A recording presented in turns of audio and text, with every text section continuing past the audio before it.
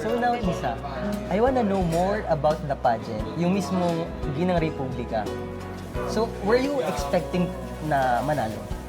No, Never? hindi ko talaga in-expect. O baka sabihin nila, ang ano naman, no, hindi ko talaga siya in-expect. Kasi lahat kami magaling. Pero dito, you were PJ. aiming syempre na manalo, no? Pero hindi Oo mo naman. na-expect talaga na mananalo.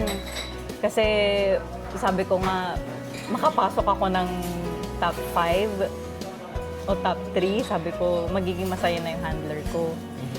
Pero sabi ko nga sa inyo, lahat kami magaling. Yes, nakita Tapos naman meron din kasing mga kako-candidate ko o candidates na nagdudo ng modeling, tapos sumali na sila ng ibang pageants, di ba? kumbaga malalakas yung mga katunggali. that Malalakas time. na sila. So parang ako, this Powerhouse is my very first ever pageant international. So sabi ko, ayoko mag-expect.